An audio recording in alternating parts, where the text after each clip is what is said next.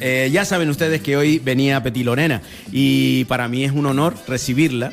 Un honor haberla conocido un poquito más, nos conocemos hace muchos años, pero sobre todo haber alegado con ella en estos últimos momentos de una manera tan cercana como lo hemos hecho. Buenos días, Lorena. Ay, Dios mío, pero qué marcha tienen aquí. Esto empieza fuerte los lunes. Y los martes, y los miércoles, y los jueves. Tío, de verdad, yo que venía, mira que... ¿Cuántos cafés nos tomamos? Como tres, por lo menos. Tres. Pero este ya es, vamos, este es con leche condensada ya. Bueno, ¿cómo estás lo primero? ¿Bien? Bien, estoy muy bien, estoy feliz de estar aquí. Me encanta, sabes que tenía mucha ilusión de quedar contigo, de desayunar juntos y de venir para acá. Ya lo sé, porque ella lo dijo. Oye, vamos a ir un día al boliche, venga, tío, y tal. Y lo cuadramos y aquí estamos. Sí. Bueno, vamos a hablar un ratito no solo de comedia, sino de la vida también. Es lo mismo, ¿eh? Es lo mismo. Sí, tú me decías que sí, que la comedia ha estado siempre en tu vida, ¿no? Sí.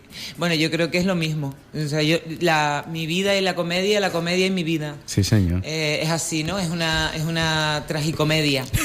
Es una tragicomedia. Ahora hablaremos de eso, que lo hemos ahí.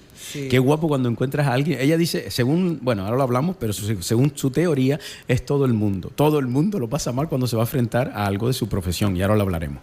Tenemos que decir y ubicarte que sales de La Palma, de la Isla Bonita, hace muchos años. Sí, ¿dices cuándo nací? No, cuando ya te empezaste a hacerle cosquilla a la gente. Naciste hace, mira tú, eran blanco y negro. No, eran blanco. No te creas, yo nací en el año 78. Vale, perdona. Y en el 78 había gente color. Drogándose ya y todo, y en el 78 ya había discos de rock and roll en el mercado. Vale. Te envenenó la sangre. No, es verdad. Aunque yo en casa tuve la suerte de escuchar por parte de mi padre a clásicos como Jorge Negrete y demás. Porque yo creía yo siempre decía que la música, que el folclore canario no era el canario, sino que era la música mexicana, sí, ¿no? Porque yo en mi casa lo que escuchaba era música mexicana. Sí, señor. Y entonces escuchaba rock and roll del bueno, porque mi hermano es un rockero guitarrista, entonces yo tenía la suerte de poder escuchar a Deep Purple o a Led Zeppelin o Pink Floyd, a Santana y escuchar a Jorge Negrete, o sea que tengo ahí una buena tal. En ese paso. Y bueno, de ahí con lo que decía antes, de La Palma empezaste a como decíamos, pico y pala, a hacerle cosquillas a la gente. Sí. Con más ilusión que realidad. Lo que hablábamos el otro día al principio, cuando éramos jóvenes, le echábamos ilusión a la vida, pero vamos.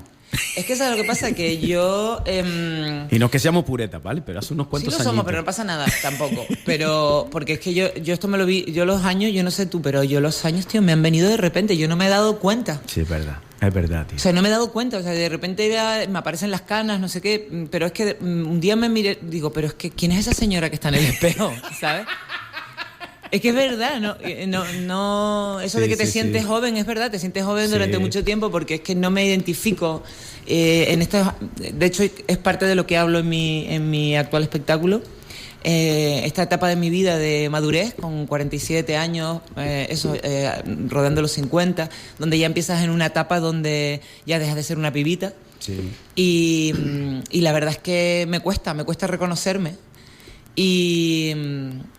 Me cuesta reconocerme porque es que no te lo ves, porque la ilusión esa que es un impulso grande. Lo que hablábamos de la juventud, ¿no? Yo cuando tenía 20 años, yo quería ser cómica, yo quería dedicarme a esto y hacía todo, y hacía las tarjetitas escritas a mano, iba a las cosas y me preparaba y pegaba los carteles y me preparaba la ropita, porque... Ese bagaje que hicimos todos con un montón de ilusión, de verdad. Mira, yo tengo una anécdota que no la he contado mucho, pero te la voy a contar porque... Gracias. Sí, porque la pensé y digo, se la voy a contar a Florido mañana. Hay una cosa que tiene que ver con mis arranques. Petit Lorena está desde el principio, ¿no? Sí. Desde que yo tengo 21 años aparece el nombre de Petit Lorena. Y mi personaje... al principio iba disfrazada, yo no iba como iba ahora. O sea, mi personaje era un personaje, porque yo entiendo. yo generaba un personaje que era Petit Lorena, y yo me disfrazaba, me ponía peluca, yo era una especie de cabaretera. En aquella época no tenía por ejemplo, ahora ya los cómicos no nos subimos bebiendo alcohol al escenario, pero en aquel momento mi personaje iba con una botella de ron era una mujer, se llamaba, el primer espectáculo que tuve se llamaba Qué duro es divertirse. Sí. Y entonces yo salía con una botella, fíjate tú, te estoy hablando de hace 26 años, con una botella que yo rellenaba de agua, de Nestí, exacto, sí, okay. Y yo iba con una peluca vestida de cabaretera súper maquillada, como una especie de Lolita plumata. Y entonces mi texto se justificaba con todo. Yo tardaba en hacer el texto lo que tardaba en beberme la media botella que llevaba de Nestí dentro. Entonces, cada vez iba más porque ella iba bebiendo y cada vez iba malentonando. Y esa era mi forma de cobijarme. Entonces, yo me voy a Madrid con ese personaje. Yo hacía... mis monólogos eran eso. Sí. Esa ropa, sí. Esa forma. Y yo llego a Madrid a los principios de los 2000 y no existía el Club de la Comedia. No existía la palabra monólogo, no existía. Cuando yo empecé eso se llamaban espectáculos unipersonales. Ay.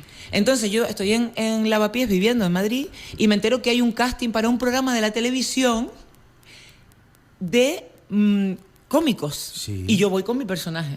Y yo sin saber, no existía el Club de la Comedia, pero ese casting al que yo fui era del Club de la Comedia. Vale. Pero nadie sabía eso. Vale. Y quien hacía la prueba y quien lo presentaba era Emilio Aragón. Sí. Entonces yo me presento al casting, llego con la peluca, llego con un tal, súper creída con mi personaje, mi tema, mis 8 minutos preparados para el casting, y me veo a Emilio Aragón. Me ven, termino, yo toda eufórica, y se me acerca Emilio Aragón y me dice, nos ha gustado mucho, esto es para un programa de la tele, nos gustaría, pero me gustaría, lo que sí necesitamos es que no vayas vestida así. No puedes ir con una peluca y con una botella y con no sé cuánto, sino tú nos contarías más o menos esto, con los guionistas lo arreglamos. Pero claro, necesitamos que vayas, pues yo qué sé, con un pantalón vaquero y una camiseta. ¿Tú sabes lo que hice yo? Ay. Digo, de eso nada. Digo, este es mi personaje. Yo llegué aquí, yo vengo aquí con él. Y a mí ustedes no me van a cambiar. ¡Industria! ¡Chusma! ¿En serio? Eso que te estoy contando, eso me pasó. Tú imagínate cuando yo, un año después, fue lo que fue el Club de la Comedia en España, que cambió, le dio la vuelta a todo lo que es la comedia. Este cuerpo que tú puedes decir, la energía que yo tenía de que yo como que yo no me iba a vender, ¿cómo que yo, que me vas a cambiar a mí? Emilio Aragón. Lo que quiero decir es que la juventud tiene una energía y como una inconsciencia maravillosa para ir para adelante. Que yo no fui consciente ni pude medir. Mira tú, ¿eh? Pero eso, al hilo de lo que estás diciendo, ¿no consideras que después también nos llenamos de prejuicios por quizás tener más conciencia a medida que vamos? Claro. ¿Verdad, tío? Pero fíjate, ahora, si tú lo piensas, la estrategia que hice fue de loco. Bueno. Pero fíjate, yo lo que quiero contar con esta anécdota, contarte, era la energía que tenía uno. Sí, señor, brutal. De decir, brutal. Este soy yo... Con esa peluca, ahora lo pienso y digo, es que sería imposible. ¿Cómo iba a salir en la tele haciendo aquello? Era imposible. Tú imagínate, o sea, yo tuve la oportunidad. Sí, la oportunidad, sí. Y digo, pero qué bonita es esa energía, ¿no? Nah, sí. Porque ahora tengo más prejuicios que, por supuestísimo, ¿no? Si quieres nos adentramos ahí, aunque lo quería dejar para más adelante, pero nos adentramos ahí. Ahora estás en un momento que, si me lo permite, yo te lo decía el otro día, es súper dulce. Porque creo... Aunque para ti no lo sientas así, fluye de una manera especial en el escenario. Y no te he ido a ver, solo lo que he recibido en las redes sociales. Y es una sensación súper guapa. Te lo digo de corazón, lo que transmite.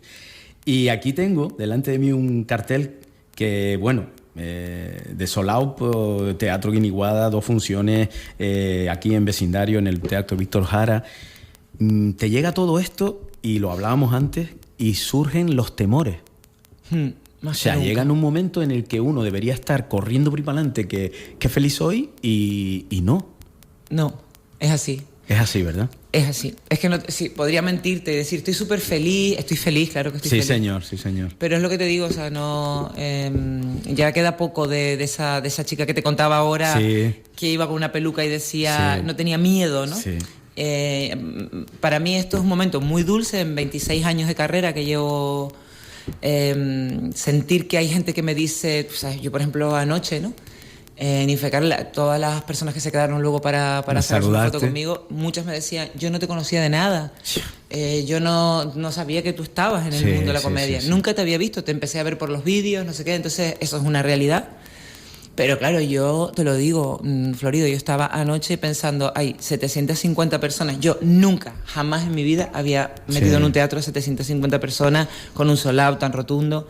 Y te lo juro que me quería morir, un sentido de la responsabilidad, a ver si los voy a decepcionar, el repertorio que voy a elegir, quiero que sea esto, quiero que les... O sea, es que es una presión para mí grande. Lo que pasa que también es verdad que yo creo que estamos preparados para soportarla. Pero esto, como tú y yo nos dedicamos a lo mismo, pues yo creo que había que hablarlo. Yo sufro mucho antes de salir al escenario porque tengo un sentido de la responsabilidad espantoso, me quiero morir. Lo hablábamos hoy tomando café.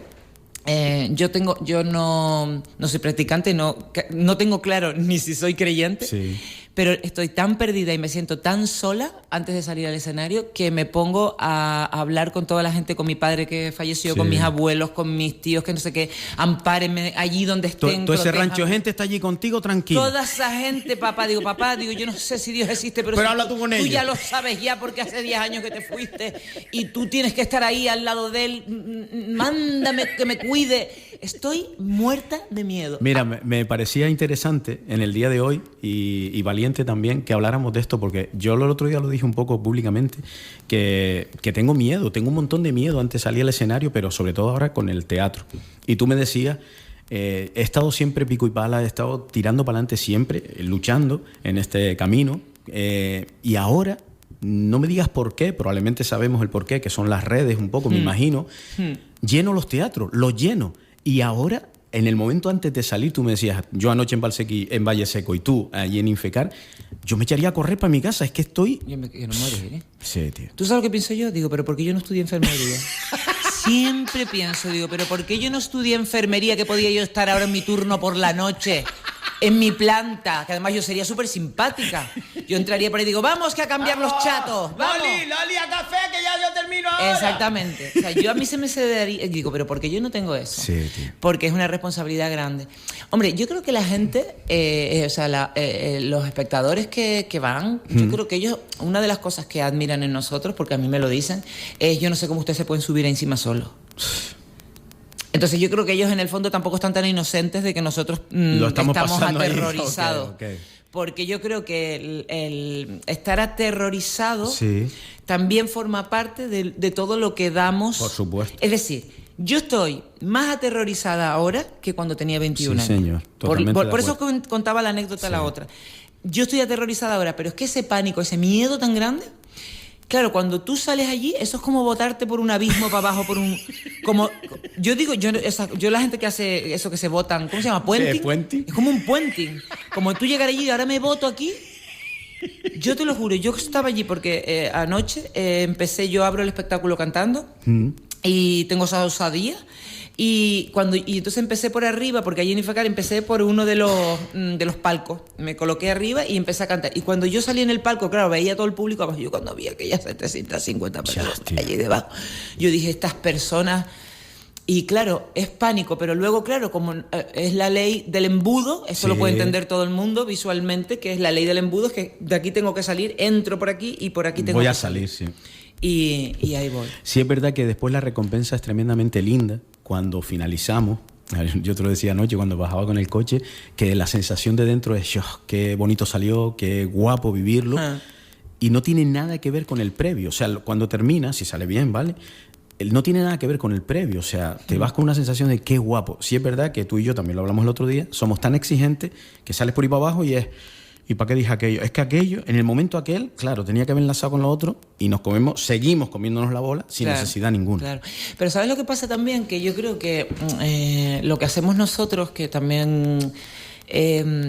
fíjate, es que cuando yo te digo que el teatro, el escenario, en nuestro no hay mucha diferencia. El teatro es la vida es el escenario, pero es que si en un lugar más es el de los cómicos.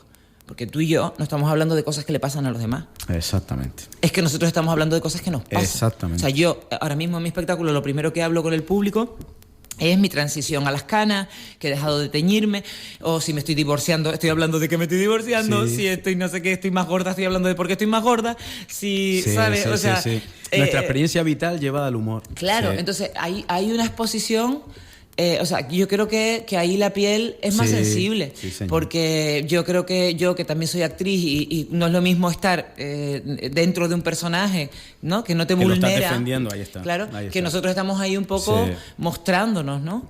Y yo creo que es una situación que yo creo que también, por eso también funciona tanto el cómico y la cómica, ¿no? Porque hay una especie de...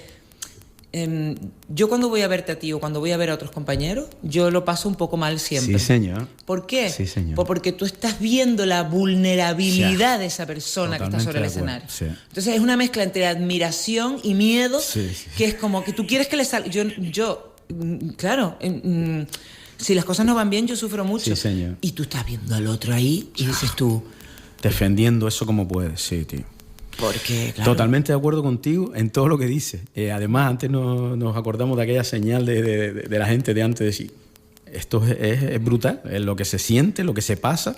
Mira, se me ponen los pelos de punta y creo que a pesar de todo, que también estamos hablando todos mucho últimamente de qué está pasando con el tema de la tecnología y con estos móviles que tenemos en la mano y con todo, cómo el mundo ha cambiado y muchos artistas nos sentimos intimidados, me incluyo porque yo me he sentido así también, por los nuevos cómicos y cómicos, por las nuevas formas de hacer comedia, donde de repente vemos que alguien que se dedica a la improvisación puramente y se aleja del monólogo clásico, la está petando en redes sociales, la está petando en los teatros, y a veces nos sentimos un poco como, ¿qué está pasando?, ¿no? Yo creo que lo que pasa dentro de un teatro, lo que está pasando en el momento, en la comunión que se genera dentro de un espacio, va a coger cada vez más valor. Esto es voy a lanzar aquí como, ¿sabes?, mi epifanía. Tu predicción ahí para... Sí, creo que todo lo que tenga que ver con lo que no esté a través de una pantalla, sino que esté pasando real, cada vez va a tener más valor. Pues probablemente. Quiero decir, probablemente.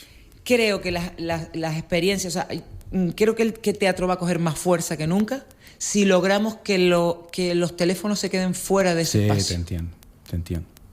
Lo que pasa es que probablemente en el hoy que vivimos, esa gente va al teatro porque te vio por un teléfono. Sí, puede ser. Puede no pasa ser, nada. ¿verdad? No Pero pasa nada. Antes ahora nos vio en un teléfono y antes nos vio en la tele. Y antes de la tele nos escuchaban en la radio. Sí, señor.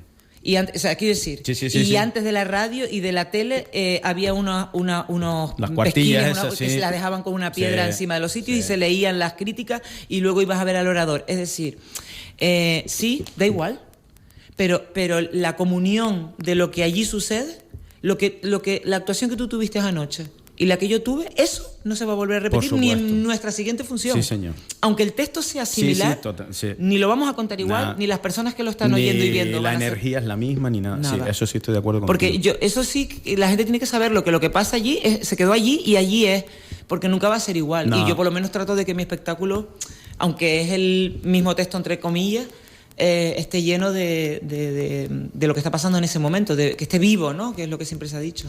El próximo que sigue aquí, creo, lo que tienes aquí puesto, sería en Vecindario, Teatro Víctor Jara, 31 de octubre. Sí. Pero ya está lleno. No me lo creo, tío. Qué pasada, ¿eh? Sí. Es una pasada, la verdad es que sí. Es que es muy guay porque... Es muy guay porque de repente sientes que... Yo creo también que hay algo también en este momento de mi vida. El 80% de las personas que han llenado estos teatros son mujeres. Esto es muy importante. Sí. Yo estoy por decir buenas noches, señoras y señoras.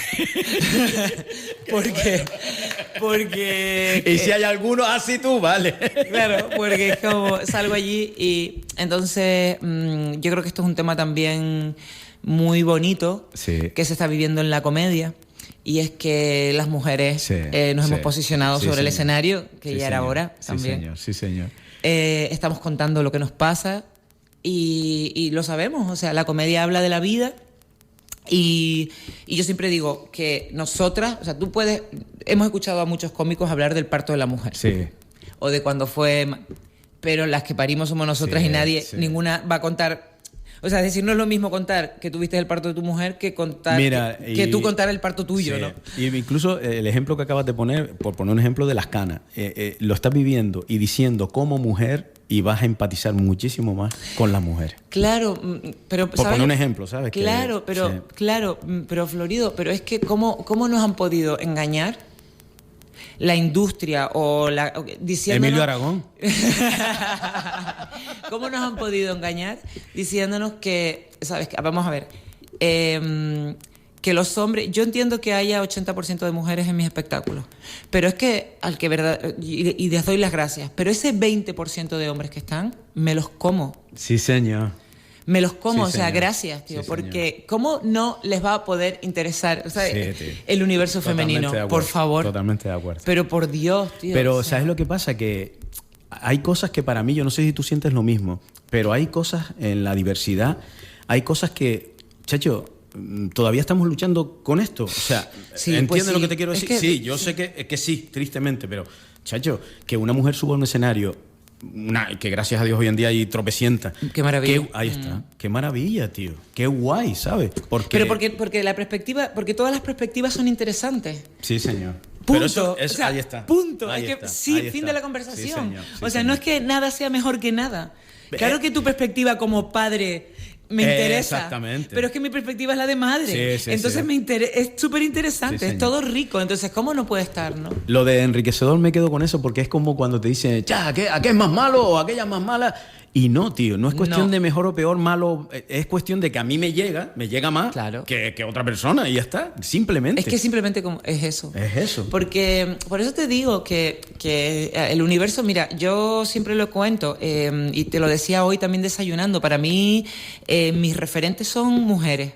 Pero claro, son mujeres porque como yo como chica en la isla de La Palma, en el año 78, en los años 80, yo me crié rodeada de los delantales de todas las mujeres del barrio, Sí, en la cocina con mi madre, con mis tías, y mis voces y mis referentes son mujeres. Sí, señor. Porque eran las formas de hablar, el hoy que hago de comer, el no sé qué, esas mujeres fumando en las cocinas, echando...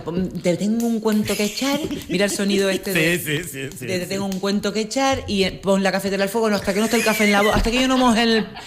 ¿Sabes? Hasta que yo no ponga café y encienda el cigarro, no te lo cuento. Yo me acuerdo, había una vecina que venía a echar café y a fumar a casa de... Porque a mí me hacía mucha gracia, porque ella fumaba escondida. Y entonces se echaba los cigarros en casa de mi madre en la cocina. Entonces ella venía con un cuento y hasta que ella no prendía el cigarro, echaba un buche de café, no echaba el cuento. Y entonces decía, bebía café y hacía... Dice, mira, estaba yo cuando la vi pasar... Y entonces era el disfrute. Y eso que te estoy contando, sí. Eso... y aquí tengo que hacer el referente. Eso es Manolo Vieira. Sí. Eso es lo que... Las voces... Porque cuando yo escuchaba a Manolo, yo me daba cuenta que las voces de Manolo estaban en las voces de nuestras cabezas. Sí, señor.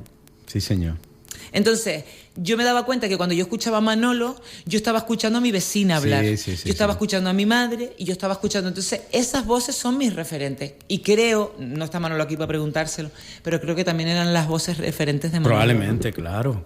Pero además es lo que yo te decía de esa...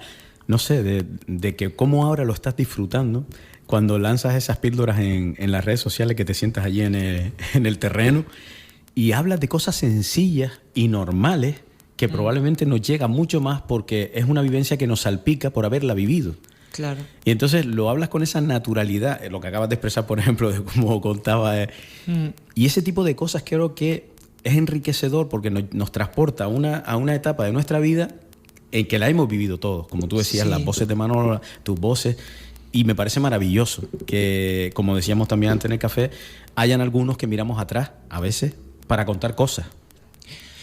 A mí me parece el recorrido lógico, ¿sabes? Respeto donde cada uno quiera ir, Por supuesto, ¿no? Por supuesto. Yo lo que pasa que sí creo, yo en ese aspecto me siento tremendamente identificada contigo como cómica. Yo creo que a nosotros, tanto a ti como a mí, se nos ha hablado como de comedia costumbrista. Sí. Y es verdad me encanta, porque que a mí si me dicen que soy una cómica costumbrista, para mí es un piropo que me digan eso, ¿no? Pero claro, a mí nunca me vas a llamar transgresora, ¿no? A mí nunca me vas a llamar alternativa, ¿no? Es cierto.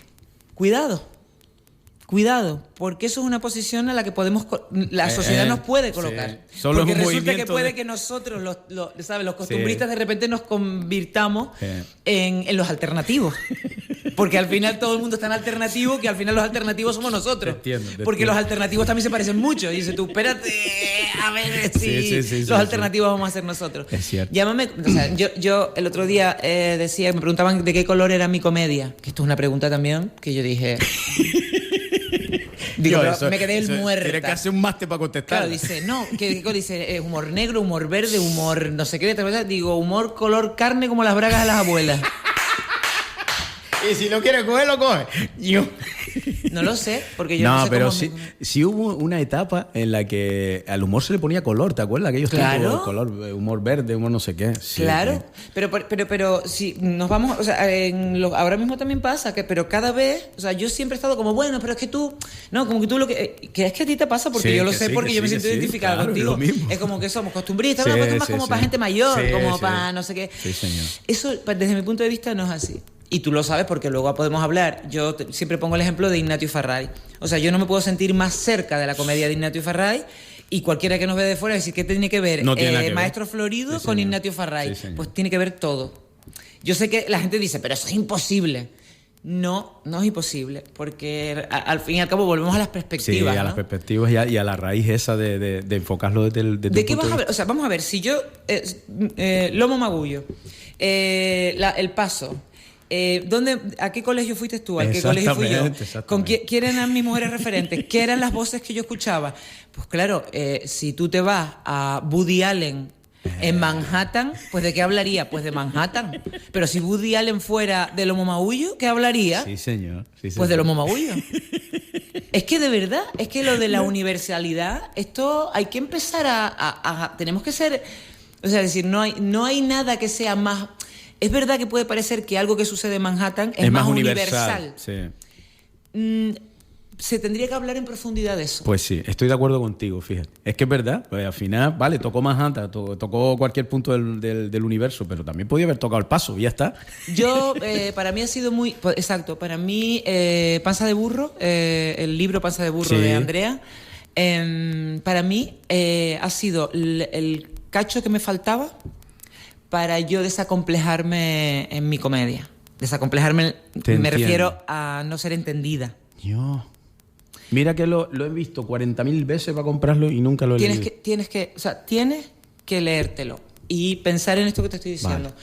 Porque yo, cuando yo me leí Panza de Burro, que es una delicia, donde tú, Andrea escribe como hablamos. Sí.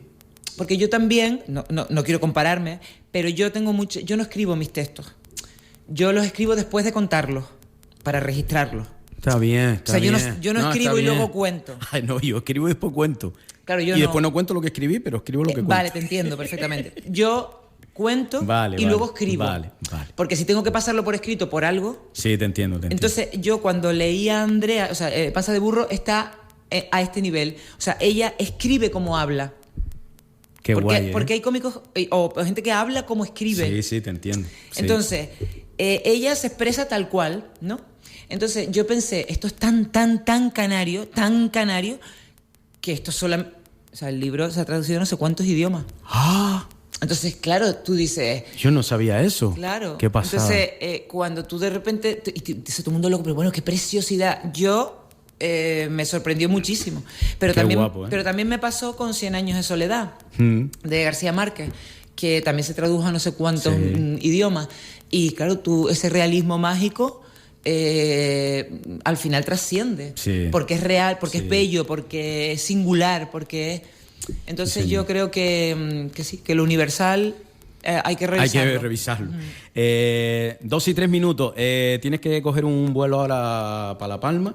Pero antes de irte tengo que hacerte unas preguntas que se las hago a todo el mundo. Vale. La primera, ¿jugaste al boliche? No. ¿No te gustaba o qué? No, eres de esa generación, Lorena. Sí, pero yo era de cromo. Vale, vale. Es que yo el boliche... ¿Y él que era levantarlo o qué? El boliche me gustaban los transparentes, Sí. porque eran preciosos, Sí. pero yo nunca aprendí A a jugar al jugar. boliche. Me gustaban para el sonido que hacían, sí. tenerlas en la mano, pero no, yo era experta en... Vale, en el cromo, levantarlo. En levantarlo. Si encontrases a aquella Lorena niña que corría por el paso Sí. y te la ves de frente, Sí. ¿qué le preguntarías? ¿Qué le dirías? ¿Le preguntarías no? ¿Qué le dirías? Qué pasada. Pues, le diría que es preciosa. Le diría, eres preciosísima. Eres la cosa más bonita que me he encontrado en el día de hoy. Es verdad, porque Vale. creo que eso hay que decírselo a todos, pero no porque creo que a todos los niños y a todas las Vale. niñas hay que decirles que son preciosos, que son válidos y Sí, que son señor. amables. Sí, señor. Amables me refiero a que son queribles. Sí. Eso creo que es lo que hay que decirle a todos los niños del mundo. Y por último, ¿te quedan sueños por cumplir? Yo no soy de sueños. Yo lo que quiero es dormir, para que tú me entiendas. Yo estoy entrando en un momentito ahora mismo de la perimenopausia esta, que yo a las 5 de la mañana tengo el ojo abierto. Sin necesidad ninguna. Y yo el sueño que me interesa ahora mismo es el de por la noche. Yo lo único que pido ahora mismo en la vida es que los hidratos de carbono no engorden. O sea, que yo pueda hartarme a bocadillos y a mojar pan. A suponer yo pudiera hacer eso. Que yo pudiera comer pan con mantequilla todas las mañanas y bocadillos y que no engordara y dormir por la noche. Ese es el sueño que yo tengo, es dormir. O sea, ese es tu sueño. Entonces, Mi sueño, vale, entonces sí perfecto, tengo uno. eso. Mi sueño es coger el sueño. Por la noche yo dormirme allá a las 11:30 y largarlo allá a las 10 de la mañana. y a las 10 de la mañana que suene ese despertador y yo quedarme trasparteando Buscando. a ver para apagarlo. Y con las alarmas pospuestas 3 o 4. Lorena, gracias. Gracias por haber llegado, por haber estado y por haber creído en ti para haberte mantenido en este camino. Mantenido, se dice. Bueno, por haberte estado en este camino. Gracias por tantas cosquillas que nos ha hecho a todos. Gracias por las buenas energías y gracias por ser buena persona. Gracias, de verdad, gracias por estar. Me encanta estar aquí contigo, de verdad. Toma. Florido. Esto para ti, te lo llevas por Te paso. quiero y te admiro mucho, siempre. Y yo también, de siempre. verdad. Y me encantaría ahora compartir esos pocos escenarios que hemos tenido, pero compartirlo ahora para disfrutarte. Pero, ¿y esto de que nos hemos convertido en los alternativos? Es que qué? yo no sé. Es que ahora acabas de decir algo que ya me voló la cabeza. déjanos 15 días y verás que somos los alternativos. Beso. Un besito. Adiós.